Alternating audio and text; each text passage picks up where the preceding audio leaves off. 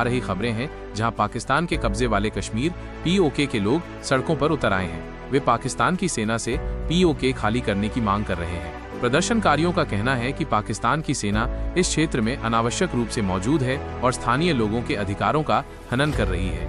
हाल के दिनों में इन विरोध प्रदर्शनों में तेजी आई है। प्रदर्शनकारी रैलियां निकाल रहे हैं और पाकिस्तान सरकार से अपनी मांगों पर ध्यान देने का आग्रह कर रहे हैं। कुछ खबरों में यह भी कहा गया है कि प्रदर्शनकारियों और सुरक्षा बलों के बीच झड़पें हुई हैं। प्रदर्शनकारियों का मुख्य तर्क यह है कि पीओके के लोगों को यह तय करने का अधिकार होना चाहिए कि वे किसके साथ रहना चाहते हैं। उनका कहना है कि पाकिस्तान ने इस क्षेत्र पर जबरन कब्जा कर रखा है और उन्हें अपना भविष्य तय करने का मौका नहीं दिया जा रहा है। इन विरोध प्रदर्शनों को अंतर्राष्ट्रीय स्तर पर भी कुछ ध्यान मिला है, लेकिन अभी तक पाकिस्तान सरकार की ओर से कोई ठोस प्रतिक्रिया नहीं आई है। ये देखना होगा कि आने वाले दिनों में इन प्रदर्शनों का क्या रूप लेता है और पाकिस्तान सरकार इस पर क्या कदम उठाती है।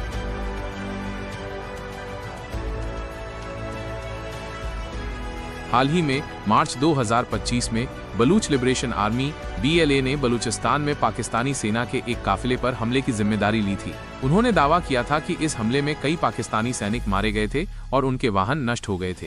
हालांकि पाकिस्तानी अधिकारियों ने इन दावों का खंडन किया था और हताहतों की संख्या काफी कम बताई थी। इस हमले से पहले भी बलूच राष्ट्रवादी समूहों ने पाकिस्तानी सुरक्षा बलों पर कई हमले किए हैं। ये समूह बलूचिस्तान की स्वतंत्रता या अधिक स्वायत्तता की मांग कर रहे हैं और उन्होंने पाकिस्तानी सरकार पर इस क्षेत्र के संसाधनों का शोषण करने का आरोप लगाया है। पाकिस्तानी सेना ने भी बलूचिस्तान में इन अलगाववादी समूहों के खिलाफ कई सैन्य अभियान चलाए हैं। इन अभियानों में दोनों पक्षों को भारी नुकसान हुआ है और क्षेत्र में तनाव की स्थिति बनी हुई है। ये ध्यान रखना महत्वपूर्ण है कि इन घटनाओं पर अलग अलग और विरोधाभासी खबरें आ सकती हैं और जमीनी स्थिति जटिल और परिवर्तनशील है।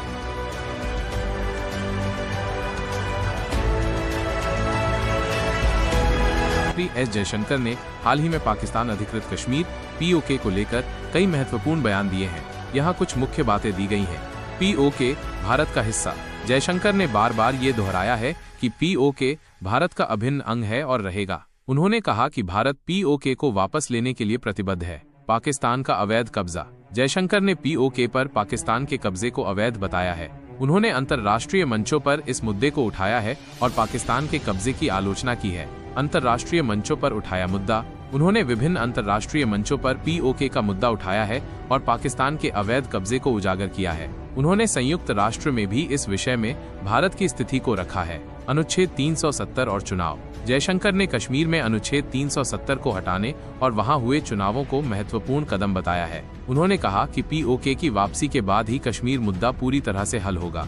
संयुक्त राष्ट्र के दोहरे मापदंड।